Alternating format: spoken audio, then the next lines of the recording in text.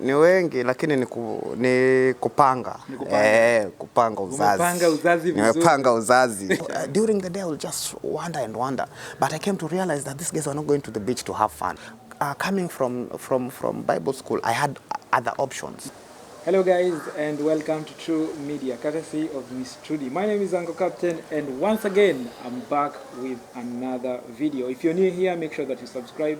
And if you're not new, thank you so much for coming back to watch our video. Today here, I have a very interesting young gentleman who happens to have 130 kids. And today we are going to hear he's going to tell us why he has all these kids by himself and explain to us what is going on. Introduce yourself, my brother. My name is Reg. Reginald Miki Odhiambo, but my kids call me Coach or Dinky here.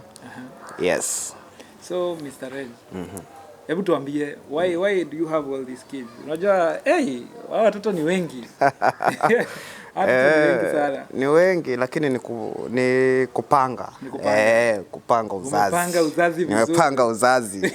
But everything has a beginning, you see. For me, I was born in Nairobi. Then I moved to Mombasa when I was 10 years old, let's say, with my mother and my kid sister. So that move, we found ourselves in Likoni, by the way.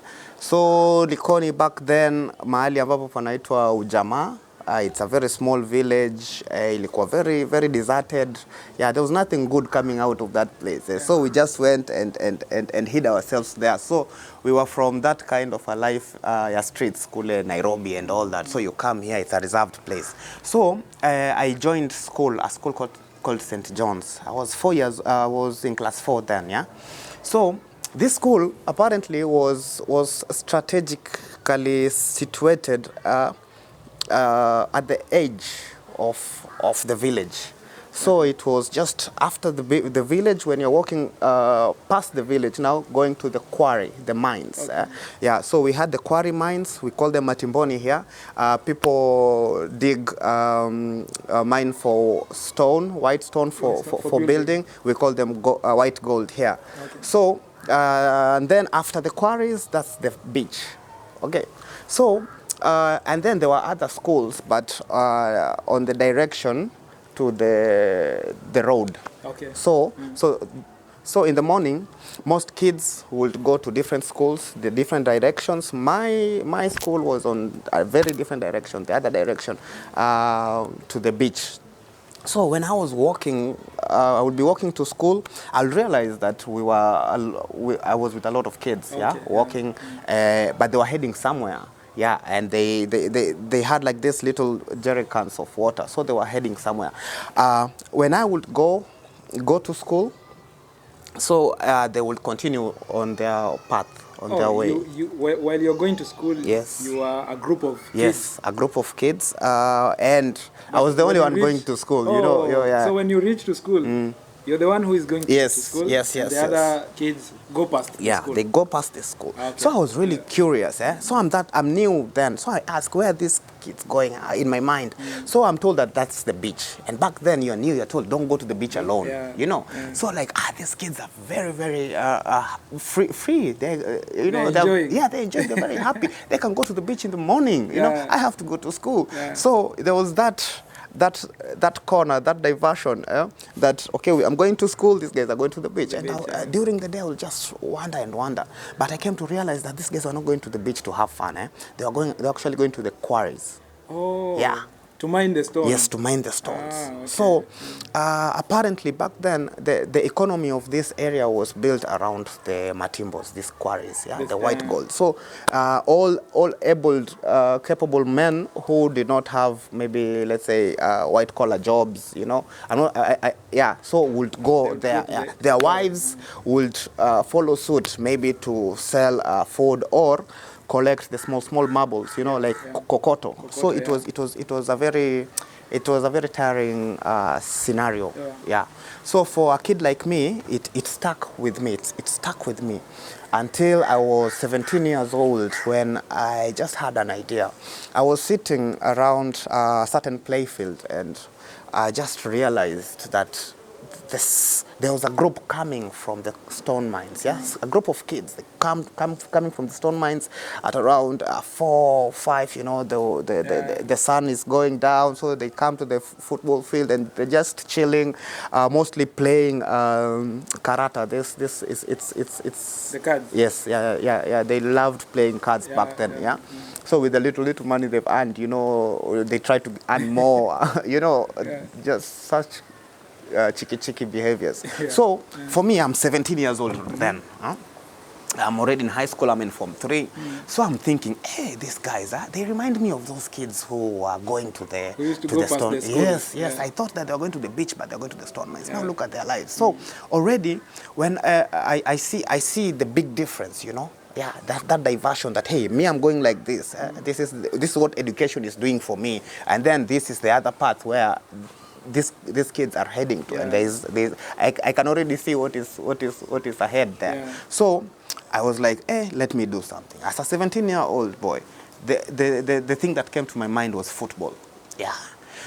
Because here we play football with this, we make football with karatasi, this paper. With nylon bags. Nylon bags, yeah. I used to play with that. You too, yeah? So it was great, but I had gone to school, so I was in secondary school, and I could get an access to a real football with air. Leather ball. Yes, this leather ball. So I took the ball, I came with it to the football field, and all these kids, yeah, I found myself surrounded by around 50 kids. They all came, they were so amazed. They're football, wow, you know. They were so excited. They didn't want it to touch the ground, to get dirty, because it was new. Wow, they were so excited. It can bounce, you know. It was a big thing. And then that is how I actually started my journey to being with 130 to being a father of 130 kids. Yes, if I say so. Yes. So that is 2007. I'm 17. I don't know anything about football. Yeah, I did not have this football fanatic background. So I'm not. So I already have a team, kids playing. It's not a team, but they start calling me coach. You know, they want me to do something. Then, okay, football, yes, let's play, but let's organize. We need structure, because the first day we were 50 kids. What about the second day? 100 kids came, you know. So it was a big thing. I was overwhelmed. They want kids so spreading. I went to a friend of mine back in school. Yeah, he was a really good footballer. So I started learning. That's when I started learning. Yeah. Where does number 5 position? Yeah, I never knew where number 5 is. Number 2, number 3, number 7, number 6. Okay, what role? What should this person? So I used to learn the same time and then come in the evening and teach the kids. The kids were so excited. They're like, wow, you know. So it created a really good feeling. And for me, I felt like that was a solution to a problem that I had seen, and I felt good to just be there to bridge that gap, you see. And the gap I was trying to bridge was just as much as they are hustling, because I was not taking them from the stone mines. It was just football back then. Yeah? I did not have the power or the capability to do anything more than that. So as much as there is that struggle there, the scorching sun the whole day, you know, that kind of a hustle, but in the evening, hey, you guys are still kids, you know. They are 10-year-olds, 14-year-olds, 12-year-olds, you know, that group. So I'm like, hey, let's play football. And it was good, you know, just to remind them of, you know, having that joyful feeling of being a kid and growing up. Yeah. So it is something which was very important to me, and it became part of my life. So people would wonder, you know, they see me, I'm in high school, I'm dealing with so many kids, you know. We have football matches back then. We don't have shoes, football shoes. You see, so it's football fields.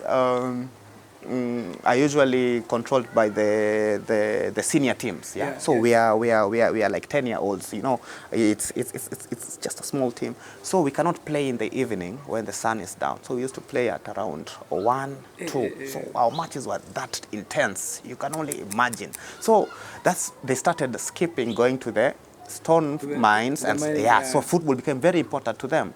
And I'm like, hey, so what are we going to do? Let's cook porridge. Yeah? They're hungry. Let's cook porridge. Let's drink porridge. Let's go to the football field. Yeah. It's so hot. I look for shoes. My sister's shoes, my mother's shoe, my brother's shoe. Okay, you take one side and one side. You know, it was that exciting, yeah? Back then. So luckily, there was this project also called Key Challenge here in Mombasa, in Likoni. Yes, Key Challenge. It stood for Kenya Evangelical Youth Challenge. We were challenging youths from different churches to come together and just have fellowship, you know, have services once a month, you know. So these are youth, teens from different churches. They come together in one church or in one location to just have that. So, and back then, for me, I was so much into music, into poetry, into art, into music, into acting also, yeah? So back with these kids, when we go to those kinds of meetings, I go with my kids, and they were, so yes, that environment, and I saw a lot of growth, and through that I also was able to grow because I became one of the leaders also in that in that group, and that is where. That's now 2008. I'm finishing Form 4. One of the leaders came to me and asked me, "Hey, Reg, what's your plan for you're finishing high school? What's your plan? What's your next plan?" Mark you, I don't have anybody to look up to. I'm thinking, hey, I'm fit. The bigger person. Yes, I am fit. I'm able-bodied. I went to school at my Forces Academy. It's a military school. At Form 2, I've already joined boxing. You know, boxing at the military navy. So in my mind, I always wanted to join the military. I always wanted to join the military. I was like, hey, I finished Form 4. I'm not wasting any time, you know, no college, no nothing. You know, I want to go and just be a man, you know. That was your dream? Yes, that was my dream because I felt like I had a burden, you know. Yes. I wanted to change a lot of things that were around me. So, so this guy told me, it's cool, wow, good idea, But when is the recruitment? I told him, it was like like the end of 2009, the end. So, and at that time it was still the beginning of I'd just finished Form 4, you know, 2008. So like a year ahead. Yes, a year ahead. So I'm waiting for my results and to do something. So he told me, hey, there's this opportunity. Will you fancy going for a Bible school? Yeah, I can support you in that. I see a lot of potential in you. For me, I didn't really know what he saw because what I was doing was just having kids around, you know. And to be honest, other people around thought I was crazy, you know. I was like 19, 20 then, 19, 18, and I'm surrounded with kids, you know. You can only imagine, walking along the road, you know, with bunch of kids, you know, you're going for a football match there, you know. It was so so for me, I was like, okay, cool, I have time, I don't have anything to do, let me go and try it out. So I went to Arusha, Tanzania, for theology, and that was in 2009. So I left my kids. So coming back, I realized that these kids have gone, have come back. The football is still there. We are good, but a lot of them were not going to school. You know, this school at that time was, a lot of them were not going to school. So for me, this is something I'm encountering. I'm being aware, you know, of at that time. I'm thinking, hey, what do I do? As much as these kids are no longer going to the stone mines, they're playing football now. They want to spend the whole day with me. You have come back, you know. It was that kind of an environment now. Hey, I've come back, so it's like a family now, you know. I felt like, I belong to them, because coming from Bible school, I had other options. You know, I would so that was like where I would start my life. Yeah. I had other options. But coming back, I found these kids. They were like, "Hey, we were waiting for you." What you next? know, yes. What next? Now we're out of the quarry. Yeah. We're playing football. What next? Yeah. So I realized, hey, they're not going to school, and this time they're 14, 15, or 13, or even 10 years old. They've never gone to school, so they have to start going to school. So I'm thinking, hey, what do I do? I remembered the contacts that I'd made back in Bible school. Yeah, so, in Arusha. Yes, in Arusha. So I went and spoke to my friends. Hey guys, this is what I'm doing. This is what I've come back to. This is what I have seen. And I really want to do something to change, yeah. And luckily, I got people who are willing to support me. They said, hey man, this is really cool. Yeah? I'm gonna take one kid to school, and that's how it started. Yeah, I started with only one kid. I took him to school. It was scary, man. I was. That is now 2010. Yeah, I can imagine. I'm 20 years old, Wow. yeah? Now I'm thinking, hey, I have to take this kid to school. And he's like, he was like 11 years old now. Then he's joining nursery, you know? That kind of, that kind of a scenario. 11. Yes. So that means he never went to school. Yes. That was my first case. That was my first case. A kid who had never gone to school. Okay, that's a challenge. Yeah, so I was thinking, let me just do it. Yeah. So from that, then other kids. So other cases became open and much more open, and then I started getting more and more friends to support. You know, so I'm thinking, hey, man, I can take more kids to school. This is so great, yeah. Now the journey started from the quarry to the football field, from the football field now to school. You see, yeah. Really? So in 2012, I am 22 years old. I'm thinking, wow. The school has already grown. I have more than 40 kids then. Yeah, Wow, in a span of 2 years, I have like 40 kids now in school, girls and boys. At 22, I'm taking my first kid to secondary school. Wow. Yes, I've already found a kid who needs to be supported to take. So I am going to for admission at 22. I'm the parent of these kids. Wow, that was crazy, you know. So then that's when I realized also the drought hit. Yes, 2012, there was a very severe drought, and things really changed. The economy was down, no food, tomato is like 30 shillings a tomato, you know. So I realized these kids, I took them from the quarry to the football field, from the football field now to school. But these kids are going to bed hungry. There's another challenge. Yes. There is no food.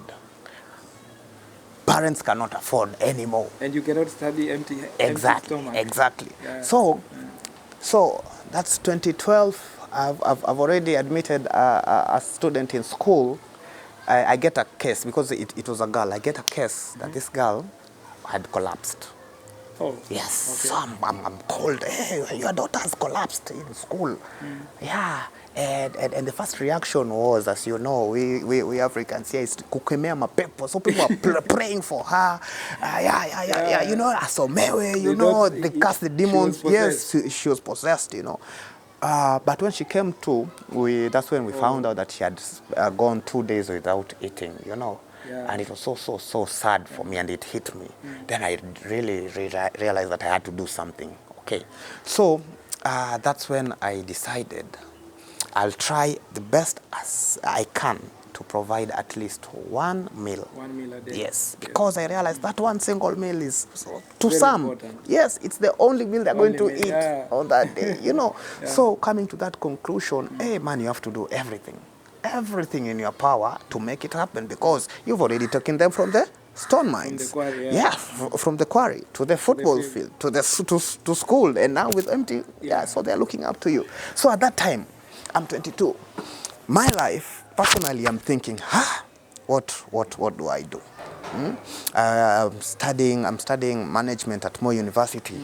I want because of my background with music and all that, I'm setting up a studio. I want to start a music label. Yes, and manage artists and talents and you know, because with drama, acting, that was my whole world. Because coming from Bible school, and I got that. I wanted to do music and you know, production, let me say.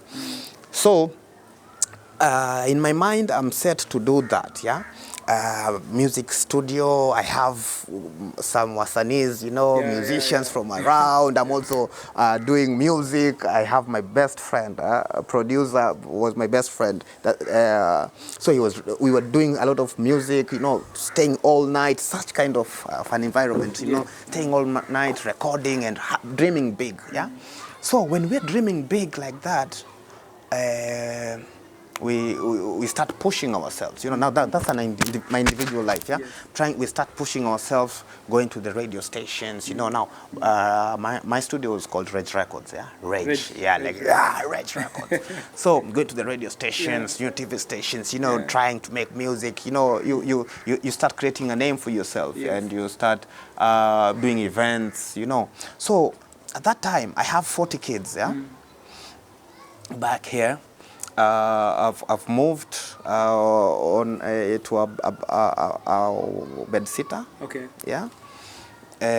Which was behind the music studio. So yeah, so it was just I'd rented one apartment. So the studio was in the front, then my room was at the back. Yeah. Okay. So it was that kind of a situation. Okay. So we're doing music like that. Okay. So. I go out at night, you know. You have to do networking, you have to go to concerts, to shows, you know. You have to take the people I'm managing, you know, to do such kind of things. Coming back, during the day, the kids are waiting for me. Oh, school, oh, I need pen, oh, I need a book, I need I have to wear that daddy role again. So I'm thinking, wow, this is the life. One night, we had a show at Kemu. Then coming back, here in Mombasa. Yes, Mombasa campus came. So coming back at around 3 in the morning, I find a 6-year-old boy. His name was Brian, and he's at the studio waiting for me. I'm asking, hey, what are you doing here at this hour? You know, they were not staying with me, yeah? So the kids are still in their own homes, yeah. I'm just helping the kids. I'm doing what I can. Captain, yeah? So I come back, it's 3 in the morning, I find this Brian boy. He's telling me, hey, I went home and I found my family moved. What? Yeah, the family had moved. They left him? Yes, he went home and found an empty room. Yeah. So this boy comes from a family with 10 kids. Yeah, he's somewhere in the middle. So he's easily forgotten, you know. Yeah. So, okay, so I decide he stays with me as we look for the parent. Yeah. So we stay like a week or so, more. Then we finally get hold of the parent. And the parent is so happy that I have him. Yeah, you keep him. You can give him. Yeah, give him. I have so many. So that was actually my first boy that I took. That's your firstborn? Yes, that was my firstborn. That's my firstborn, I can say. Is it a firstborn or first keep? First keep, let's say first keep. So, nice. Yeah, so I met this boy and you see now, this boy, he was not the, you know, he was not the Jaden type, you know. This project is not, it's not for the Jaden kids. Yes, it is for the kids who are rough, in the streets, who are, who are not the polished kids, you see. So that means it comes with a lot of work also. Yeah. But one thing I came to realize that once you give yourself to a kid, that's a very, very precious gift you're giving this kid, because what he does with it shows you how important it is. You know, I never realized this until later, until I came to have my own kid. That's when I realized the value. But let me still take you back to 2012. I have this kid. So I'm thinking it's one room, no problemo. In 2 years, in a span of a year or so, yeah. Yes. After you got the first kid. Yes, I have 7. See, after that is a period of 2 years. Yes. Now you have 7 kids. 7 living with me. I've rented another room at the studio, but now my studio has become a home or a center. Yes, a center. So kids will just sleep around, you know. So it because it attracted those rejected kids, you know, the runaways, the rejected ones, the ones who never had that sense of belonging, and they could feel that sense of belonging. So it was so cramped. Huh? So I am then 2014, there I'm thinking, hey man, this rent, I cannot continue paying rent like this because I have to hustle. You see, I have to hustle, and hustling means I have to not to be away from these kids. What? So wait, you have 7 kids living within the same house. Yes. And you're providing everything. Everything, my friend. Food. Yeah. And whatever they need in the house. Yes. Wow, that's amazing, bro. Yeah, that's how it started. Inspiring. Yeah, so I was thinking, what do I do, man? What do I do? So at that time, I think I need to get a place. Yeah, I cannot continue paying like this rent. I need to get my own place. But then looking at the studio, it's also changing, because right now, when I started the studio, it was really honestly for me, for my music, and to try and brand myself as a music promoter, you know, as a music manager. So, but after the 2 years now, it's 2014, it's a community studio now. I have more than 200 vijana youths, you know, coming daily to the studio. Why? Then that's where I realized, hey, there's a very big gap. There's so much talent. When I look at these guys, they're so much talented, so much, even more than me. You know, I had my own dream. I wanted to make it big. But I was like, no, there's so much here. But there is no gap. There's a very big gap. There's no bridge to ferry these guys to wherever they can. From where they wanted to. Yes, exactly. So getting out of this area, this our environment is very difficult. You know, we are a product of our environment. And when you hear Likoni, a product of Likoni, we normally associate it with negativity. You know, something bad. But here is, you know, something, a pearl, you know, so much talent, you know, which is so rich and so fresh and so vibrant, you know. It just needs to be tapped. You know, this energy just needs to be tapped. So I'm thinking, man, let me change this music idea into a studio, into a youth center. A youth center. Yes, a youth project. That we're doing music, but this music of ours we're doing to uplift ourselves from this environment to, So I'm thinking, hey, let me get a place of my own, I start building. I'm that kind of a guy. I set a goal, I see a problem, I set a goal, find a solution, and work out towards it. And that's the only way. That's the only way you can achieve. So I started building this center. Looking for friends again. I went back to the same friends. I'm thinking, hey guys, this is the situation now. Yes, this is the situation. The kids are away from the stone mines, the quarries, to the football field, to school. Now food is good. Tufanyeje hizi vitu. Zile fish ndo zinawa attract. So the kids are all the way from the stone mines, from the quarry. Now they're to the field, to school. Now feeding them with school. But and you're living with others. Others, yes. So we need a place now. We need a place. So we started building 2014 until 2015. By 2015, I've finished the walls and a side of the roof. We moved in. The house had no floors, it had no windows, you know, so but we just moved in and then started. The most important thing was electricity, because the music was very, very important, bringing youths together. Then it transformed into dance. We had a dance group back then. So the youth center was coming into shape. At the same time, my kids in school are growing and growing, and I'm getting more kids. Yes. Kids at the football field are growing and growing. I'm getting more kids. Yeah. You know, the food project is also growing and growing because more kids you need need more food. food, Yeah. So I'm thinking, wow, I am 25 years old. I have, by 25, we had around, when we first moved, we moved just with 7 kids, but after some time we were like 20. Yeah. That's 2015 still. I'm thinking, wow, I have 20 kids living now under me.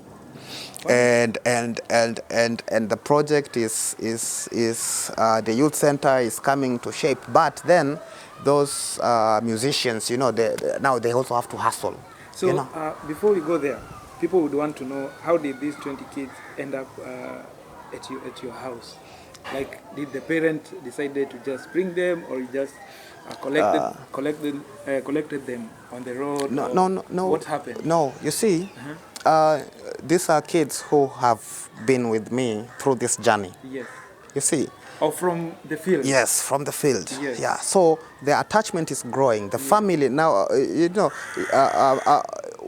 we are almost becoming a family. Yes. The fact that we've moved into to our own place, we are 7, growing to 20. We are becoming a family. Yes. So what is attracting them? Every kid has a story. Yes. Every kid has a story, a heartbreaking story, you know. So these are kids you are seeing. You're seeing today, tomorrow, the next day, next week. You know, you're seeing. Every day. Yeah.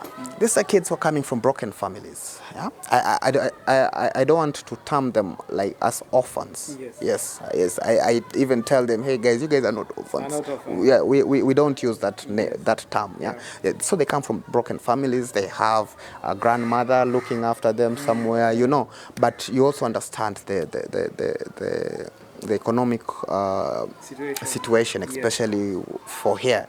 And then this our target, the kids that we were targeting were coming from those really humble backgrounds. Yeah. So there are so many reasons, so many cases. I don't want to you know, some of them even we were being brought from the police station. You know, there are some cases the police would refer them to you. Yes, because now there's that confusion. People think I'm a children's home. You know. Yes, but for me, I'm building a youth center. You see. So by the time it reaches like 20 kids, 30 kids, because now the entire project is growing. Football is still growing. Now dance, music, it's growing. Yeah. School is growing. More and more kids. Food is growing. I'm thinking, what do I do now? That is 2015, 2016. I'm thinking, I have to concentrate on one, because now with music it also needs funds. Yes. Yeah, what I wanted needed a lot of funds, and I cannot direct my funds to music while you are struggling to feed these kids. Yeah, you're struggling to more responsibilities. Yes, more responsibilities are growing, and also when you look at your capability, it's very, very limited, and the project is growing. Kids are becoming more and more. But yeah, so it reached a point in 2017. Yeah, 2017. I'm thinking, wow, this is too much. Financially, I'm really strained out. I even had a depression back then because I had like 80 kids living under my roof. Wow. It reached to 80. Do you know how? And you're responsible for the 80 kids? Yes. Wow. Yes. So at the same time, I'm thinking, wow, what about the girls? You know, what about the girls? I realized I have so many boys, because my target group has always been boys. I attract the boys. The girls, I only had a few girls going to school, and with the girls, you know, you consider the brightest girl, you know, you take them to school, and most projects around also take the brightest students. So me, I'm thinking, hey, what about these kids who do not have this opportunity to go to school, especially the girls? What about them? What's there for them? And I did not have anything but football. I only had football to Yes, offer. yeah. Football, the food, and a place to yes, sleep. yes, Yeah. place to sleep. So, we had a tournament. We started bringing girls also into football, and it was really surprisingly how much they picked it up. Yeah. You know, the biggest disadvantage of the girl child, I realized that when I look at the girls that I went to school with when I was growing up, because I grew up in this area, in the same village I've stayed. So I've seen how the lifespan of that incubation period, a girl child. Yes, you know, where how much she needs to protection. You know, she needs to be protected, especially in such kind of an environment here. So I thought, hey, for hope as me, hey, I really don't have so much to offer. Let me try football. Football kept in. Most girls go for these jobs, from Middle East, yes, to be house girls, yes, and imagine that's the only option they have. So they grew up knowing that Yes, that's what they want to do. That is all they have to do. That's what they can do. There are not so many options for our girls here. Not unless you're really bright, really lucky or favored for you to get an opportunity. But when I look at the girls I went to school, primary school or secondary school with, when I compare their lives, then I realize there's a very big problem. And as much as I am trying to help to do something in my community, in this society, but I'm just focusing on the boys because that's all I know. What do I do with the girls? So with that, I found myself with more girls, and that's where we became like 80 kids here. And it was very stressful. So I had to drop the music part and now concentrate on this family. Now I am 27. I find myself with 80 kids under me. So I have to provide. I have, I cannot sleep anywhere else. I have to sleep at the youth center, to protect them because, as I said, these are not the Jadens type, At that time. That's a time period of, you started this when you were 20? Yes. 17? 17 to 27. Yeah, 27 I have, years. 17 to 27. Yeah. I already had 80 at that time. Wow. So the project is growing, and then you're just trying. I think it was very hard financially back then. Also, 2017 it was. Yes, that's actually, some people might say, hey, this guy is very rich to take in 80 kids and provide, and take care of them, and build for them. Hey, my friend, must be very rich. No, it's not rich. Hey, man, you cannot achieve this without. Because if you look at it, one parent, you find like a parent has only 2 kids, and it becomes a challenge to provide for them. So, like, how are you able to provide for 80 kids? As I'm trying to say is that. What I'm trying to explain is that I've been growing into the position I am right now. Yes. So it has come. It has taken a process. It's a journey. Yes, it's been a journey. That's why I'm giving you lifespans of 2 years, because most of the time I grow from the challenges that I face. You see, so. It's through realizing that these kids, this girl fainted and had no food. Then it kicked in. What do I do? Then let's try and get food. And it's difficult. For the first time, it's difficult. Of course, and it will never be enough. Never, especially with food, my friend. It never be enough. It reached a point. I spent 3 hours. In the beginning, I used to cook myself. We spent 3 hours with the kids cooking. Wow. When it's ready, it's like less than 5 minutes. It's finished. It's done. It's done. And then you're wondering, wow, where this food gone to?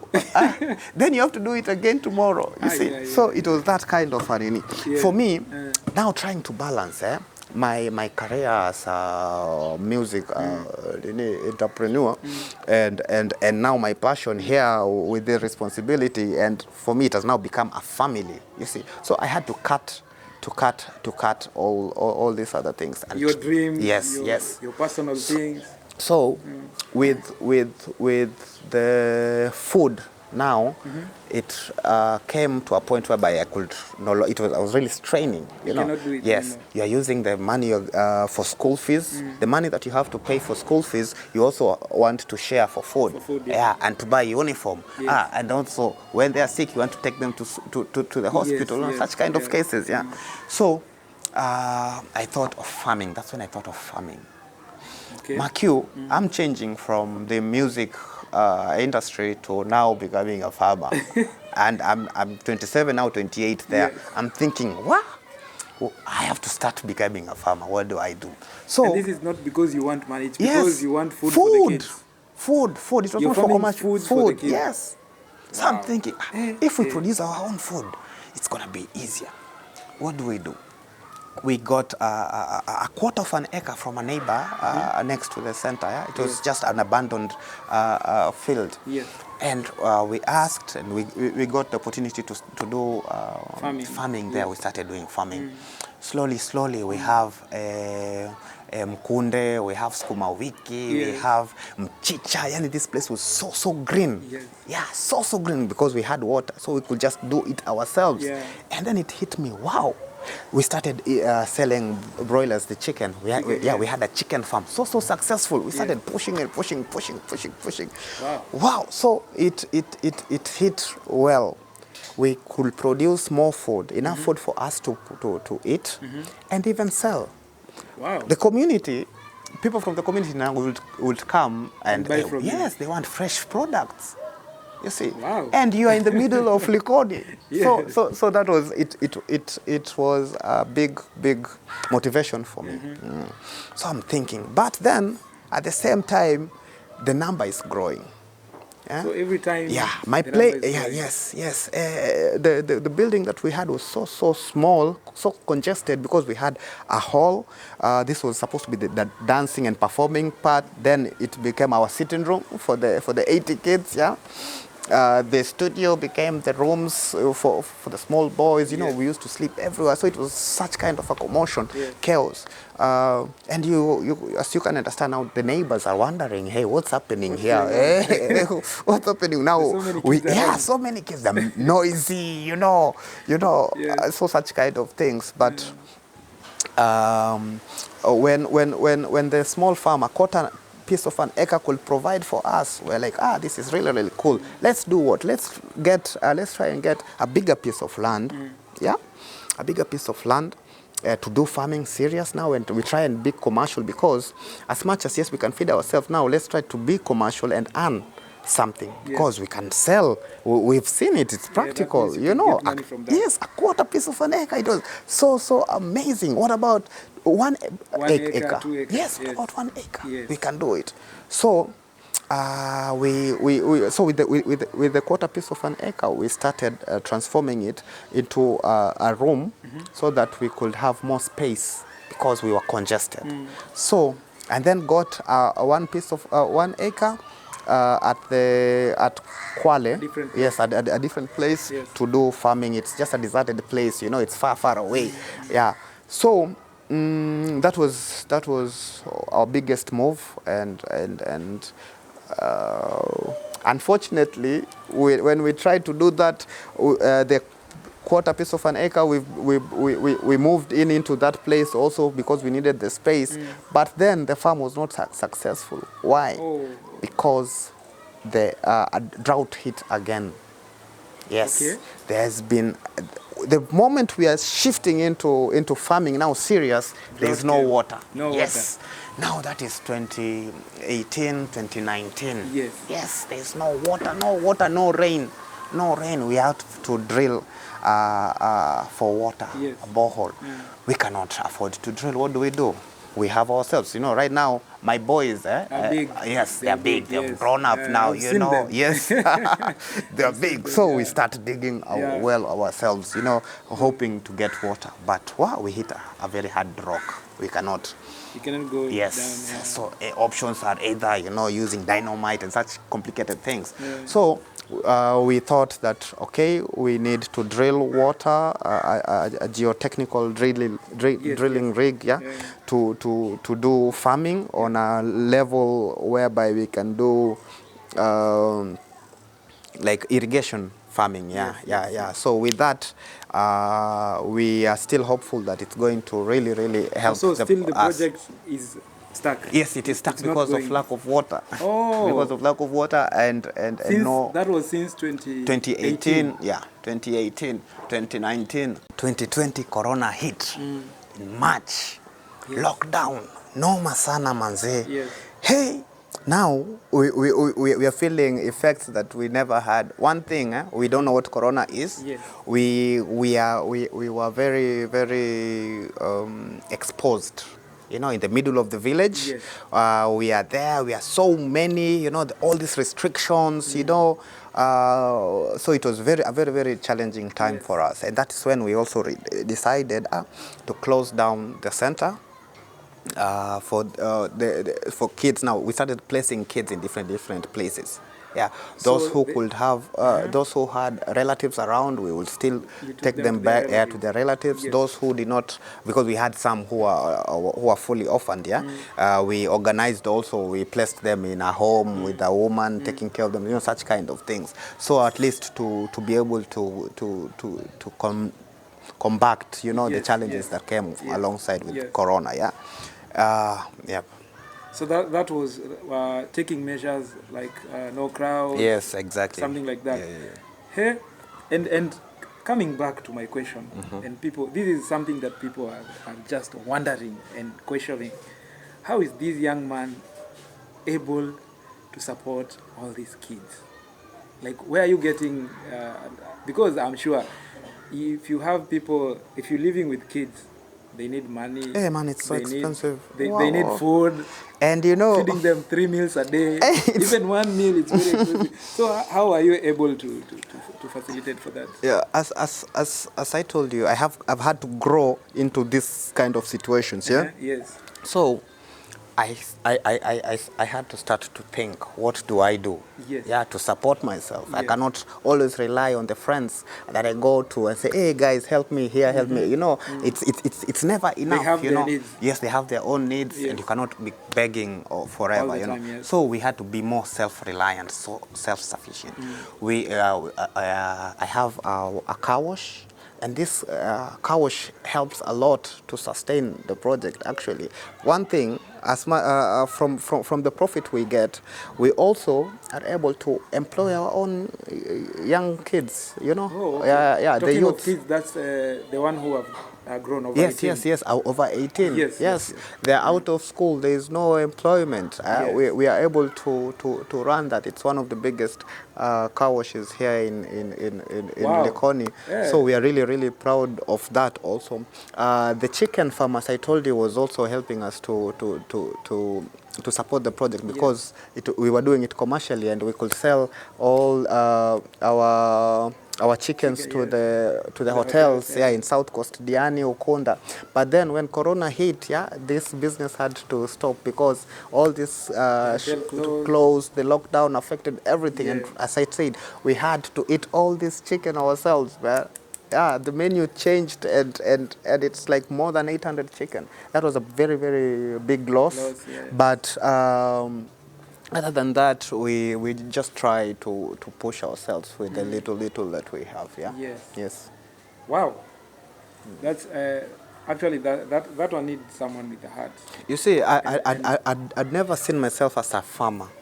Yes. You know, I was that kind of a guy who would not even hold a chicken you did that because of the situation. Yes. So the situation called for me to just step up and grow into what I could be, you know, best. Yes, because you felt the burden of having all these kids. Exactly. So currently, what are you doing with the kids? So, after Corona, we decided to institutionalize this place, and because we were registered as a community-based organization back in 2012. So, right now we have the music project still running, football project. We have we have 3 teams right now. The under 12 team. These are boys from ages of 12 from below, down. yeah, under 16 and the senior team. We have a very strong girls team right now, and with this football, from this football, we are also able to support these kids to go to secondary school. That's a big thing. Let me tell you, there are schools in the western parts of the country who really value football, and they have this program that they sponsor kids who are talented. Yes, talented. Wow, yeah. So since we have a football project, it has grown into a football academy. You see? Wow. So, yeah, having a kid playing football for 4 years, 5 years, the skill is nurtured and it is shaped into something. So it's a good product. They go to these boarding schools, they're national schools. They are able to play football for the schools, and the school supports them with the school fees halfway, So that's also a big thing. We have, at the moment, we have more than 30 of our kids in different schools, in secondary schools right now. Wow. Yeah. We have this Elimika project now. The school project, I named it Elimika project because the aim was to just offer education. Yeah, standard education to these kids, regardless of their age, their sex, their tribe or gender, So right now we have 130 kids going to school in primary schools, secondary schools, tertiary levels, university. Yeah. Wow, nice. Yeah. I've toured around and I've seen the biggest part of this center. You're supporting talent. Tell me about that. Yeah, for us, we believe, Hope for Hope actually. The concept of Hope for Hope is we are using hope as our currency, our mode of exchange. So we are building each other. And for us, skills and talent go hand in hand. Yes. We are trying to look for a way to shape ourselves with our skills into an entrepreneurship mentality. So right now we're having a sewing room. Yes. For the girls that we started, but not only girls, also boys. Also boys, we started a sewing program. We are trying to motivate, just give different options. Yes. Yeah. We're having a workshop right now. We are setting up, and through this, the youths can use their own. Their own energy, their own strength, their own themselves, to build something. This is because we've come to realize that, through this journey, I've seen these kids in different years. Like Brian, I met him at 6 years old. Right now, he's 19 years old, and he's still Brian to me. I've seen him grow. So I remember him at 10 years old. I remember him at 12 years old. I remember him at 15 years old. So through that journey. So as much as that happens, but then there is also another generation that comes in. So you have Kina Eva again, where you have to know them at 6 years old, you have to know them at 10 years old, you have to know them at 15 years old, So you have to, I was forced to grow and mature into who I am right now, whereby I have to think ahead also and plan ahead. This is something which is very difficult, especially when you are in a position, in a situation whereby your day-to-day needs are so overwhelming. Yeah, you cannot, you're not able to even take care of these day-to-day challenges. Yeah, and then you also have to plan for ahead. Yeah, so you have to plan for these kids' food, school, clothing, medical, shelter, and also plan for his future. So we've decided to turn our center into a more skilled entrepreneurship connection based like training. So we are doing vocational training. We are having seminars here with the youths, trying to just run those kind of programs apart from the music, apart from the football, apart from the dance. You see, apart from all these things, just trying to impact, because at the end of the day, we've seen the biggest challenge we have in Likoni here in this area is Even if you Google right now, you'll find that there's so many cases of gang violence. Yes. Yeah, you know, violence, extremism is so much rampant, and it's affecting kids. Actually, it's kids. So it's the same kids that I have taken in, you know, but I can do so much. You know, I can do so much that I can. But then what about these ones who are not able to get a place where they can have a sense of belonging, whereby hope can be a currency for them to build themselves and better themselves, to add value to who they are. So we find that I personally have lost so many kids. Yes. Some have died. Okay. Yes. Some have disappeared. You cannot trace them. Some, losing them in different ways. You know, and I can say that we have buried so much talent, so much good energy, good vibes, a full generation we've buried here. Just because we were not able to give them different options.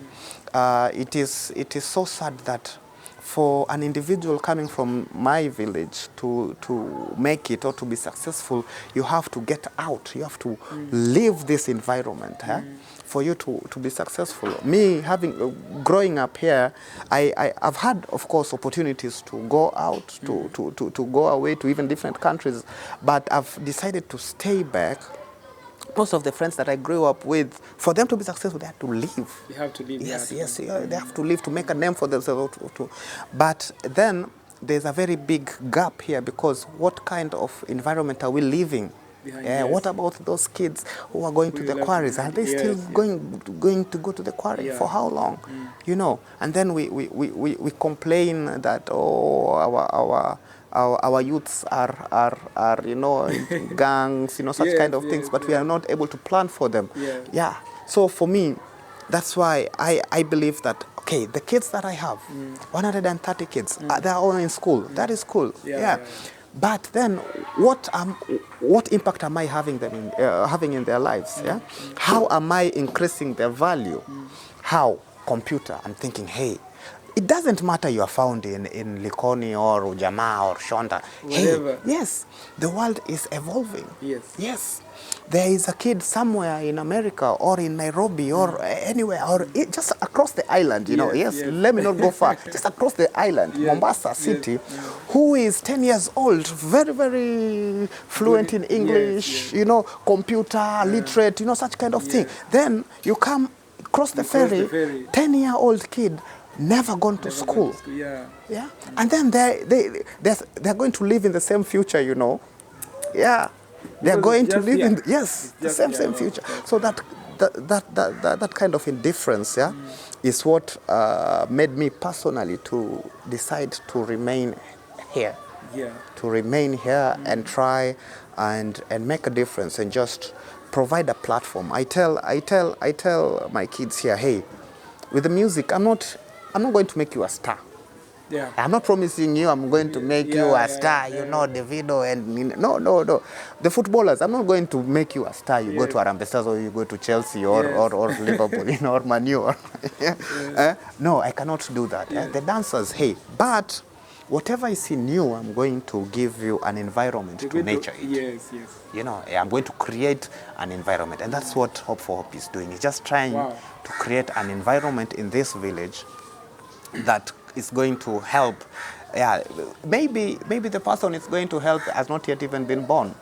Maybe there is somebody somewhere very far who has never heard of this place, but this is the place for this kid to be rescued or to be helped, and that is what is keeping us going, no matter the challenges, financial challenges, or because it's hard, Captain.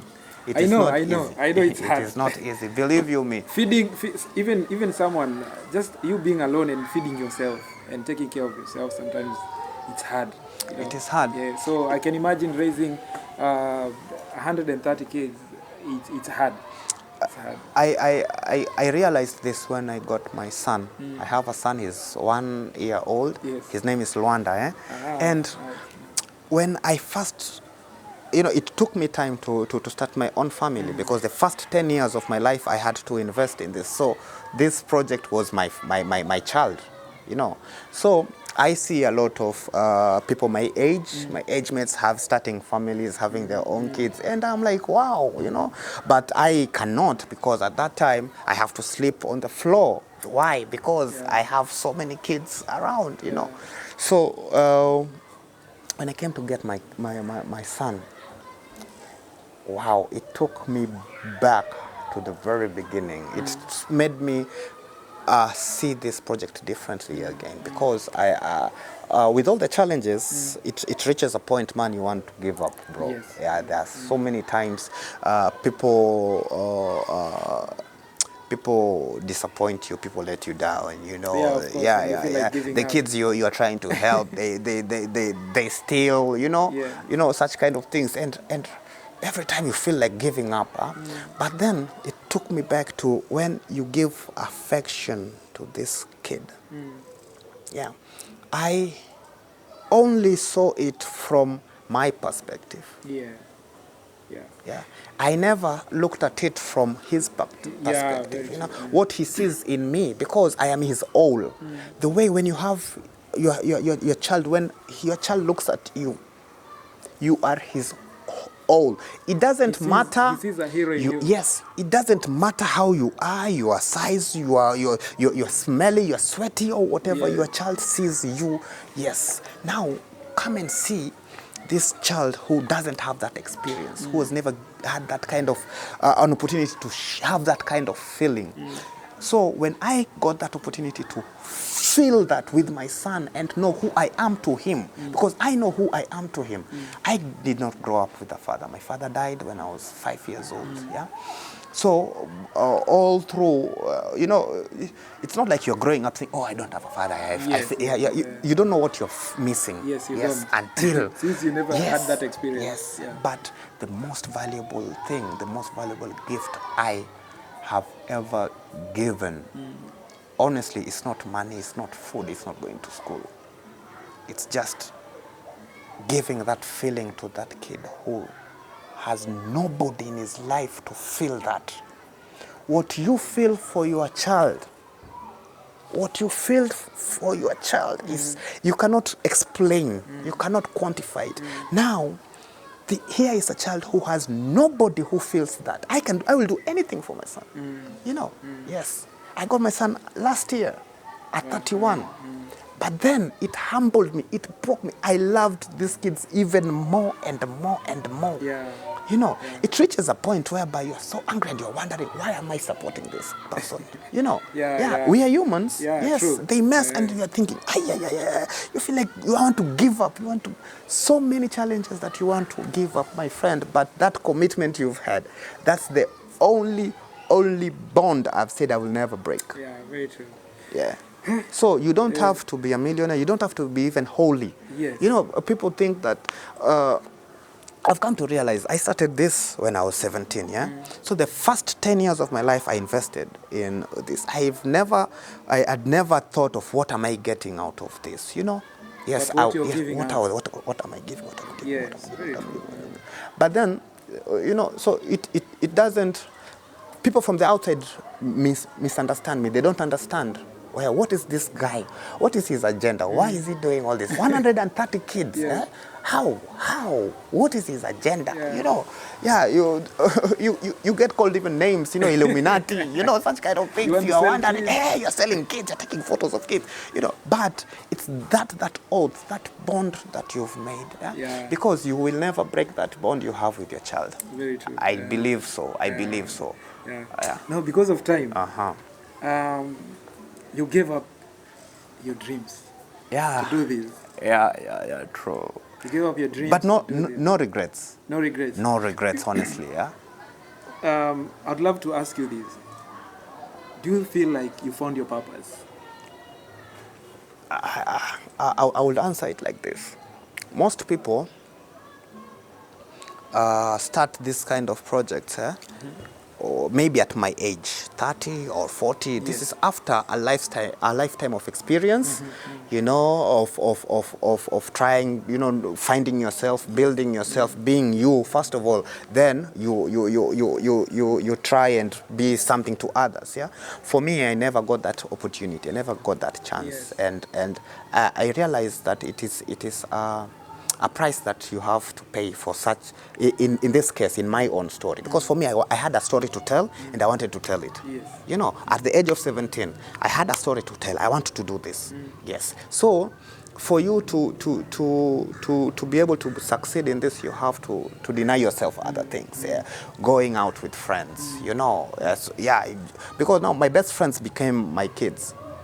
Yeah, there is no way. True, yeah. There is no way I can meet because I cannot relate with my peers. Yeah. I cannot relate with my peers. Yeah. At 25, I have kids waiting for me at home. Yes. You want us to go clubbing. Yes, have fun. I cannot. So I had to change, to make a decision. You know, the kind of person I'm gonna be. So I've lost friends. Yeah, people who did not understand. But it was actually and I've made mistakes also. You know, I've made mistakes, as I'm saying. I've had to grow into it. I never knew who I wanted to be. I just knew what I wanted to do. You see? Okay. Yes. And it is through doing what I wanted to do in my heart that has led me to who I am supposed to be. As I told you, I never grew up with a father, but my role model is the future me. You know, the person I want to be, you know, the person I'm trying to metamorphose myself into, you know, yes. So, no regrets, to be honest. No regrets. No regrets. But do you think this is your purpose? Yes, this is my purpose. This is my purpose. You're happy doing this? Because this is all I think of. This is all I want to do. That's beautiful. Yeah. That's nice. Yeah. It's only that it develops. It's also growing into something. Yeah. But this is it, man. This is what you love doing. Yeah. As we finish our final question, and because we don't have much time, ni story kuna more bado tujabonga. So I think over the years, I would love to know, like, briefly, what are the challenges that we've gone through, and you're still facing them doing this? I can say challenge. There are so many challenges, my friend. Day-to-day challenges are so many, but I would say my biggest challenge came with this farm project that I had. I had a brilliant idea, business plan set and everything. You know, in my mind I'm thinking, hey, a quarter piece of land, we were able, it was able to transform our lives, you know, 80 kids, you know. Yes. Yeah, it was able to feed, take them to school, and we were at once in time of my life, yeah, we were able to be independent and take care of ourselves, take care of our own problems, you know. But then the calculation was weird, because the quarter piece of land was too small. Also, we needed it to grow to have more room for the kids. So we opted to get a 1 acre piece of land, a bigger land, yeah. But now the water failed us. The water challenge. Yes, the drought hit, no rain. Yeah, and then we tried to dig the well ourselves. We also got this guy, you know, these engineers who come and they tell you, they drill and they do their own survey, and they pima maji, you know, they test for water, and they tell you, you know, here there is water. Yes. So, okay, yeah, you make a deal, come, drill me this water. So this guy came, and they were drilling. Bro, they ran away. Oh. Yeah. It reached up. Them to do that. Yes. They failed. I mean, it was their machine was insufficient. We need to go more than 100 meters down, you know, to drill the water. The water body is a little bit down, so we needed a bigger machine. So that was the biggest challenge that we've faced ever since, because our entire plan was to transform our status, yeah, with farming we were able to provide, you know. So that's I think the biggest challenge I have faced, that I cannot manage. All these other ones, man, day-to-day challenges. But you're still working on it. Yes. We're working on it, trying to get water, as much as we can. Probably there might be someone out there who wants to be part of it. Maybe want to do something and support you guys. Are they welcome? Yeah, of course, more than welcome, my friend. More than welcome. Very more than welcome. Yeah, so the help is urgently needed. You know, it's warmly needed here. So if you're out there, you want to be part of this family, karibu sana, welcome, and be part of this family. And if you've heard the story and you've watched the whole of it until now, I'm sure you've gotten something out of it. And however you can help, be part of it, and join them. I'll put their details down. I'll pin them at the comment section. If you want to reach him or anyone close to him, I'll pin down the details and you can reach them. So I think because of time, we'll finish there. No problem. And thank you so much for your time here. No, thank you. The pleasure was all mine, yes, man. Yes, enjoy. You've taken me around. I've seen beautiful places here, beautiful kids you have. Thank you so much for your time. Thank you, man. Yeah, thank you, man. Thank you so much, everyone. Thank you for your time, for watching this video. If you're new here, make sure that you subscribe. Make sure that you like this video and share it with your friends. And if you're not new here, thank you so much for coming back to watch our videos. And until next time, bye-bye.